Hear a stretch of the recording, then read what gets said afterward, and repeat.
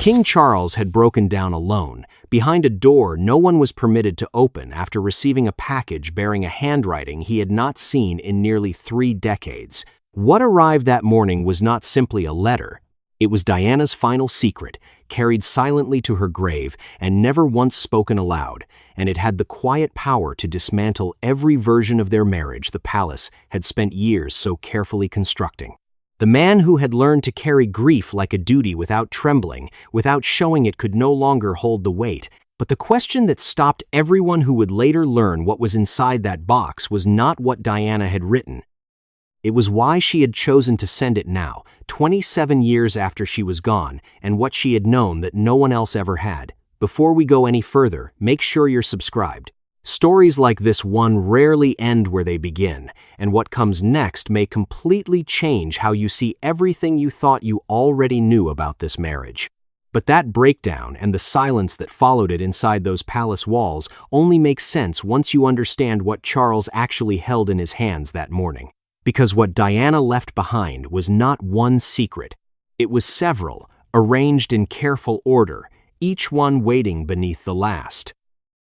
And the first was already enough to bring a king to his knees. The morning had begun like any other at Buckingham Palace. Correspondence arrived in careful stacks, sorted by priority, reviewed by staff before it ever reached the king's desk. Sir Clive Alderton moved through the routine with the quiet efficiency of a man who had spent years learning which details required attention and which could wait. He was not a man easily unsettled, but that morning, one item in the pile was different. It was small, smaller than most official correspondence, wrapped in faded blue paper that had the look of something stored carefully for a very long time. The ribbon around it was pale and slightly worn at the edges. What stopped Alderton was not its size and not its condition. It was the handwriting on the label. He had seen enough royal correspondence over the years to recognize whose hand it belonged to immediately. He brought it in without comment. He set it on the desk. He watched the king's face. Charles looked down at the package for a long moment without speaking. The room was quiet in the way palace rooms are always quiet, a particular kind of stillness, insulated from the world outside. Then he looked up at Alderton and said only 2 words, "Leave me." Alderton withdrew. The door closed. What happened in that room over the next hour was witnessed by no one. What is known is that when a member of staff knocked gently to deliver the morning's schedule briefing, there was no answer. A second knock, several minutes later, produced the same silence. The briefing was left outside the door. It remained there, untouched, for the rest of the morning. When Alderton eventually entered carefully, after a wait that those present described as unusually long, he found the king standing at the window with his back to the room. On the desk behind him lay an open mahogany box bearing the Spencer family crest. Beside it, a cream-colored envelope. And beside that, a letter, unfolded, written in the same hand that had addressed the outer wrapping. Alderton said nothing. Charles did not turn around. The contents of that letter would not be shared with anyone in the palace for several days. What Alderton understood in that moment, without being told, was that whatever Charles had just read had not simply moved him. It had reached something deeper, something that royal training and decades of duty had been carefully constructed to protect. That protection, in the space of a single morning, was gone, and the letter was only the first thing inside the box. By midday, the palace had continued moving as it always does, as it is designed to do. Meetings proceeded. Correspondence was processed. Staff moved through corridors with the practiced rhythm of an institution that does not pause for private grief. The monarchy, above all things, is built to continue. But in the rooms closest to the king, something had quietly shifted. Alderton had said nothing to the wider household. He was a man who understood that the space between knowing and telling was often where the most important decisions lived. He rescheduled the morning's briefing without explanation. He redirected 2 incoming calls without comment. He did what good private secretaries have always done inside palace walls. He held the silence in place long enough for those who needed it to find their footing. Camilla was in the adjoining sitting room, working through her own correspondence. She was aware, in the vague way that people who know each other deeply become aware, that something was different that morning. Charles had not appeared for their usual brief exchange before the day began. That absence, small as it was, registered. She did not ask immediately. That, too, was a kind of understanding. It was not until early afternoon that Alderton spoke to her briefly, carefully, in the manner of a man choosing each word with the knowledge that the wrong one could not be retrieved. He told her that the king had received something in the Morning Post that had affected him deeply. He told her the item had come from Diana's estate. He told her nothing else, because at that point there was nothing else he felt authorized to share. Camilla listened without interrupting. When Alderton finished, she thanked him in a tone so composed that he later described it as the kind of composure that takes a lifetime to build. She set down the letter she had been holding. She did not pick it up again. William was at Kensington Palace, unaware. Harry was abroad. Neither had been contacted, because there was as yet no decision about what to contact them about, or how much of the truth such a conversation should carry. The palace, for all its protocols and procedures, had no established response for this. There was no precedent, no advisor had prepared a file, no legal team had been briefed. The institution that had a process for everything had arrived, quietly and without warning, at something it had never planned for. And Charles was still standing at the window. To understand what Diana had placed inside that box, it is necessary to go back not to the final years of their marriage, not to the separations and the court proceedings and the televised confessions that the world had already dissected so thoroughly.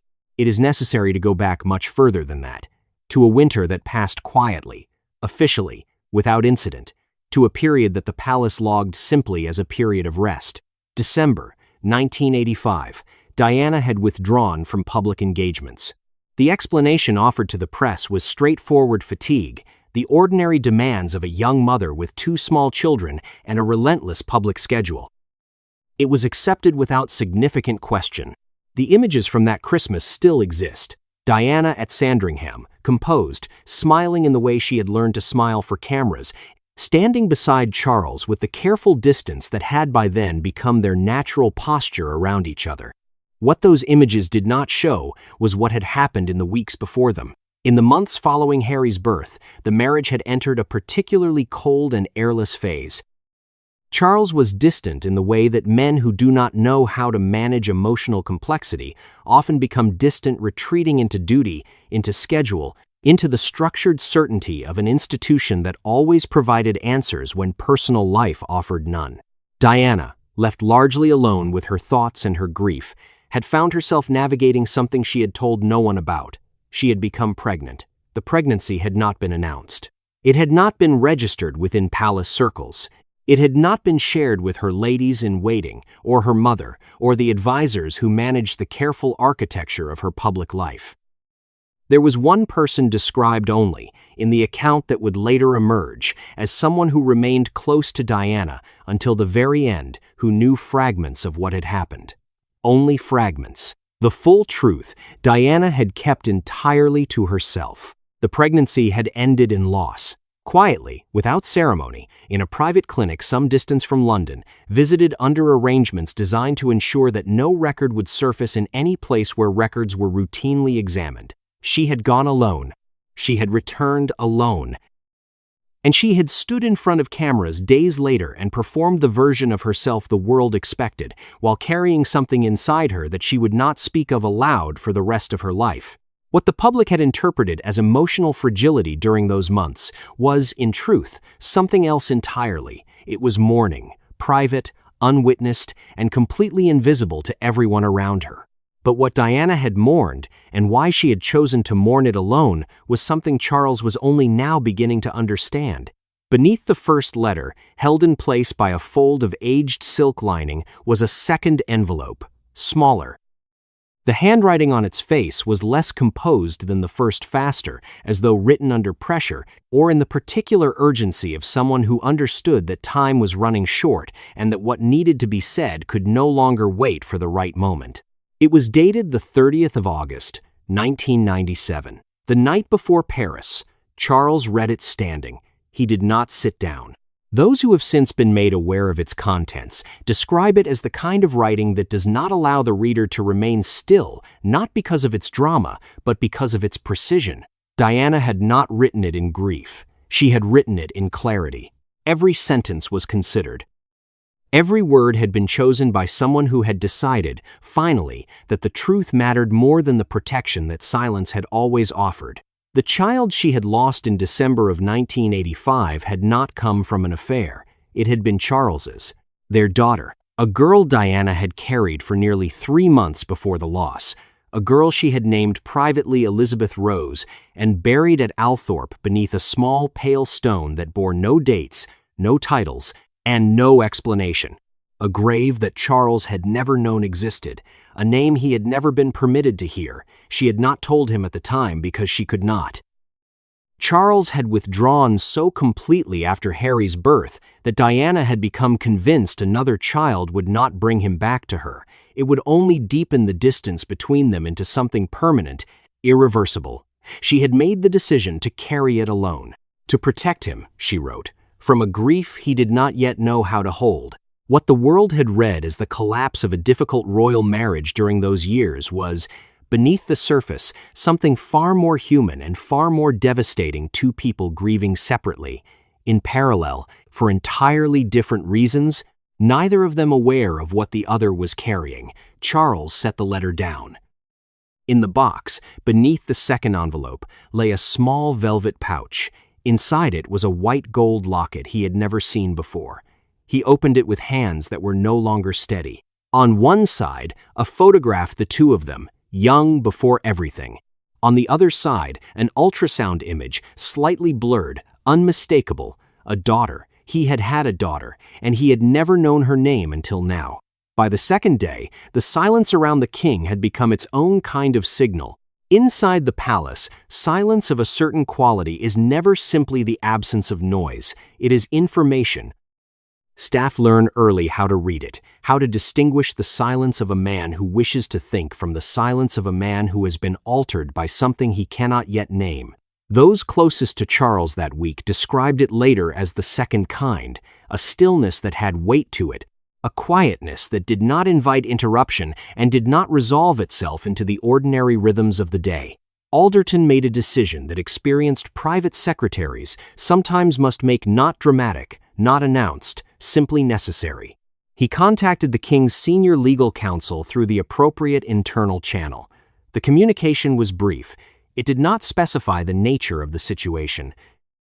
It needed to. The council had served the institution long enough to understand that a communication of that particular brevity from that particular office required immediate and discreet attention. The machinery, as it always does, began to move. A quiet review was initiated not of the king's health, which remained the concern of a separate and entirely confidential team, but of the procedural implications of his current withdrawal from scheduled engagements. The court circular required updating. Official diaries required adjusting. Each amendment was small. Each one was handled with the kind of care that leaves no visible trace of urgency, because urgency, inside an institution of this age, is always managed to look like administration. What no procedure had anticipated was the specific nature of what the king had received.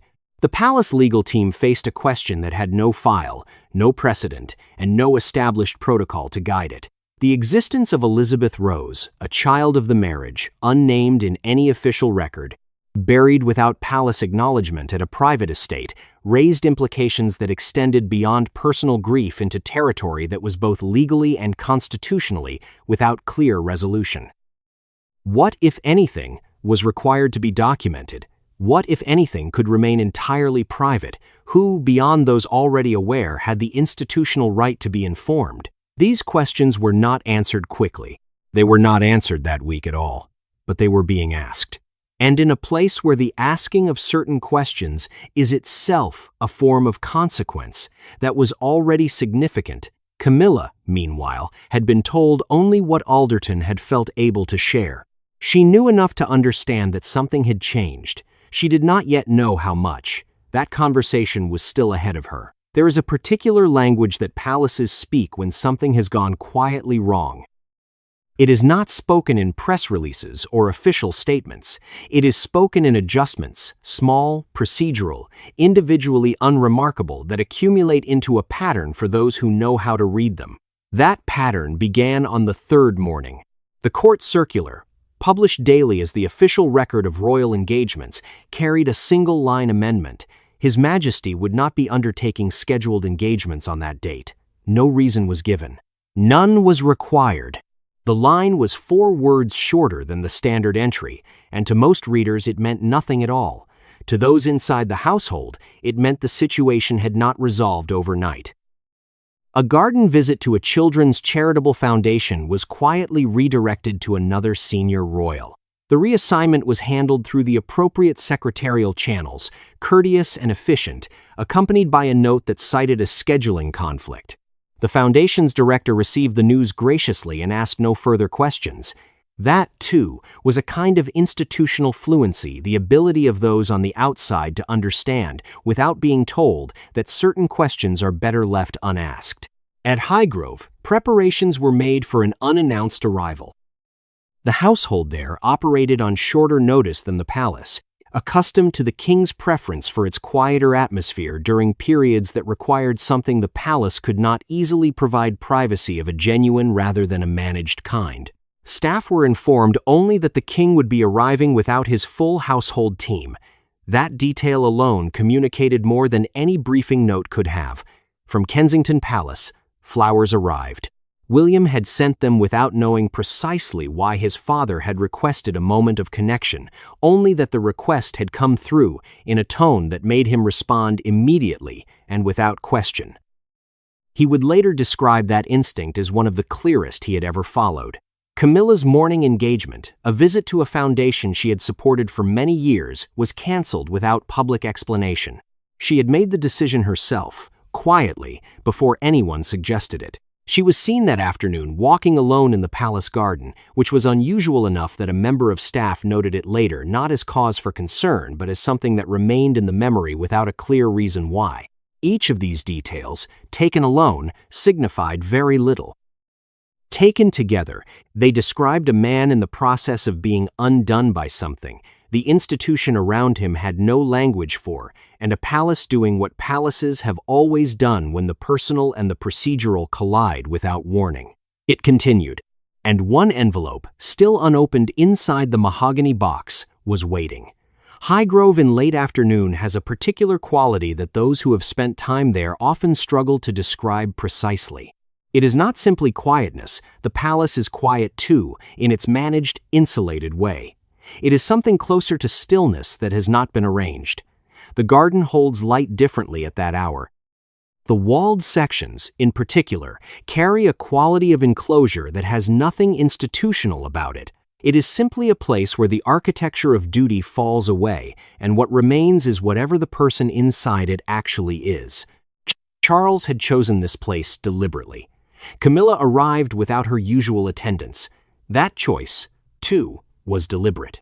What needed to happen in the hours that followed was not a conversation that required witnesses or records or the careful presence of those whose role was to manage how things appeared.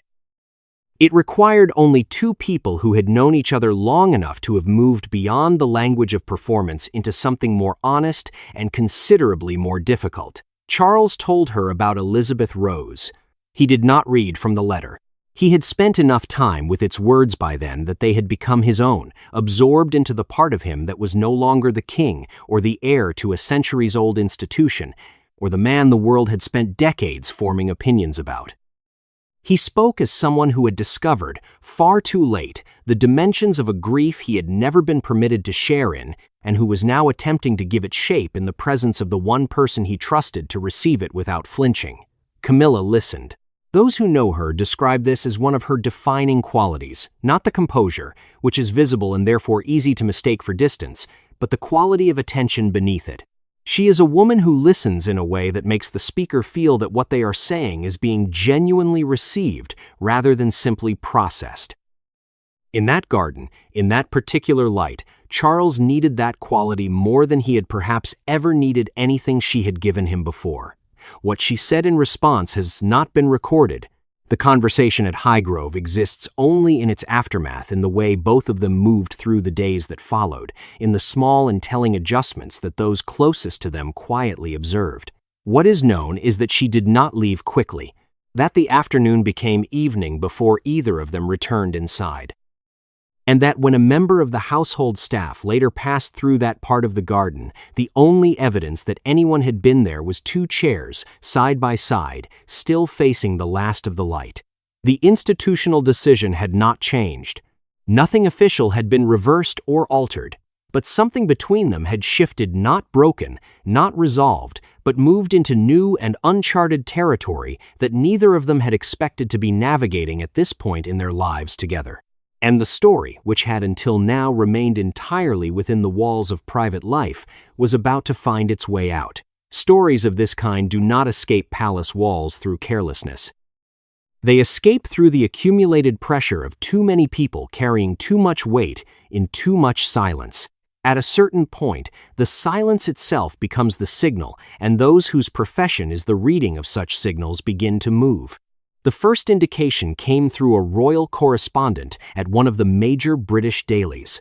She had spent the better part of 2 decades covering the monarchy with the particular combination of patience and precision that the beat demands. What reached her was not a document, not a source speaking on record, not anything she could immediately publish. It was something more preliminary than that, a suggestion, offered carefully by someone who understood the difference between telling a story and simply confirming that one existed. There was, she was told, something significant involving the king, something personal, something connected to Diana. She began making enquiries, quietly, methodically, in the way that experienced journalists approach material they cannot yet verify, gathering edges before attempting the center. A second contact, entirely unconnected to the first, reached a television royal analyst with a similar fragment. The details did not match precisely, which was itself informative. When 2 separate fragments of a story arrive from 2 separate directions and fail to align perfectly, it generally means the story is real, and the fragments are genuine. Fabricated accounts tend toward a suspicious consistency. The Spencer family press office received its first media call within days. The inquiry was specific enough to be concerning and vague enough to be deniable. It referenced Althorpe. It referenced private burial records. The press officer who took the call noted it carefully and immediately referred it upward without comment. International interest followed with a speed that those inside the palace found quietly alarming. Diana's name, attached to any story of substance, moves across borders in ways that purely domestic royal news does not. A network in the United States flagged the Althorpe inquiry through its London bureau. A French publication, alert to anything connected to the events of that final summer in Paris, began its own preliminary investigation along a parallel track. Nothing had been confirmed. Nothing had been published. The story existed, at this stage, only as a current moving beneath the surface, invisible to most, but felt clearly by anyone standing close enough to the water. Camilla appeared publicly 3 days after Highgrove. A charity engagement, long scheduled, quietly reinstated. She greeted guests warmly. She spoke with the ease of someone who had spent a lifetime learning how to be present in rooms that required her full attention, regardless of what she was carrying privately. Photographers captured her leaving. In the images from that afternoon, her expression was composed, gracious, entirely correct.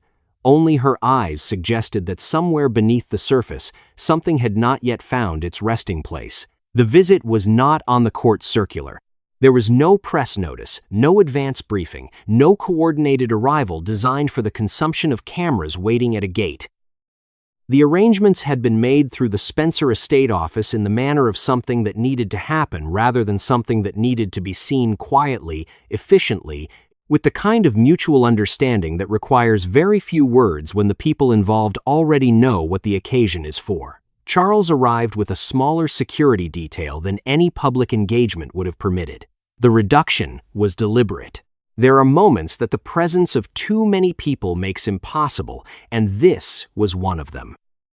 He was met at the entrance to the grounds by a member of the Spencer family, whose identity has not been disclosed and whose role that afternoon was simply to be present to represent the family that had buried someone neither of them had ever fully stopped grieving, in ways that had never entirely overlapped. They walked together for a short distance. Then Charles continued alone.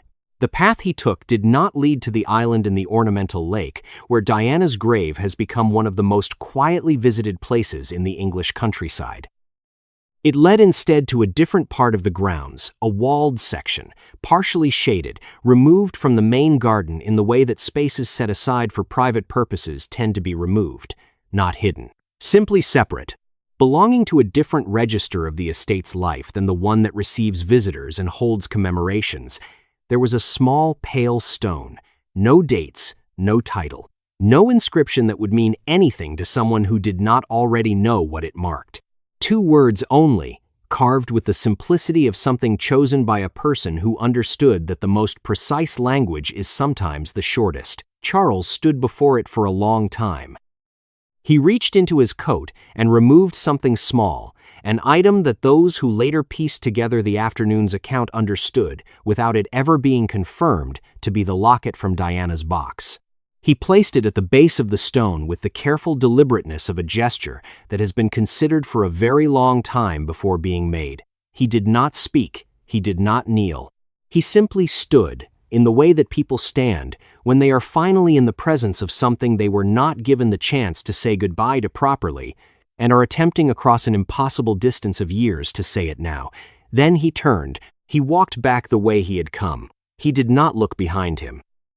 The stone remained in its quiet corner of the grounds, as it had for nearly 4 decades, holding a name the world had never known, until now. 3 months after the package arrived, the court circular resumed its ordinary rhythm. Engagements were listed. Schedules were kept. The machinery of the monarchy moved forward with the steadiness that centuries of practice had made instinctive, absorbing, as it had always absorbed, the private lives of the people inside it, without allowing those lives to alter the outward face of the institution itself. Charles appeared at a state banquet and spoke with the ease of a man entirely present in his role. He attended a service of remembrance and stood with the stillness that those occasions demand. He carried out his duties with a precision that those observing him from the outside would have found entirely unremarkable. Those on the inside noticed something different. It was not a diminishment. If anything, it was the opposite, a quality of attention in his manner that had not always been there, a willingness to speak about certain things in terms he had previously kept carefully closed. At a private dinner, he referred to Diana as someone who had loved more privately than anyone had ever understood. The people in the room received the remark politely, without fully comprehending it. That incomprehension, had he known about it, would not have surprised him. Some things can only be understood by those who have been given access to their full dimensions. Camilla continued. That word "continued" carries more weight than it might initially appear to. She did not retreat, did not harden, did not allow what she had been told in that walled garden at Highgrove to calcify into something that changed the architecture of her days. She simply continued, with the particular resilience of a woman who had spent enough of her life navigating impossible positions to understand that survival is not the same as indifference. She began quietly, attending the annual commemorative gathering at Althorpe. She had not attended before. She offered no explanation for the change. None was asked for. William was told a version of the truth carefully, privately, in the manner of a father speaking to a son about something that cannot be undone but must nevertheless be carried forward. What William said in response has not been shared. What is known is that he sat with it for a long time before he spoke, and that when he did, his first question was not about the institution or the implications or the record. It was about her name, Elizabeth Rose. He repeated it once, quietly, as though the simple act of saying it aloud for the first time was itself a form of acknowledgement that the years had never permitted. Harry has not been told. Whether he will be remains unanswered. Some chapters, it seems, do not close on anyone's preferred timeline. They close when the people inside them are finally ready, and sometimes not even then. In the end, the most private love story in modern royal history was never the one the world debated. It was the one Diana chose to protect in silence, and Charles only discovered when there was nothing left to do but understand it.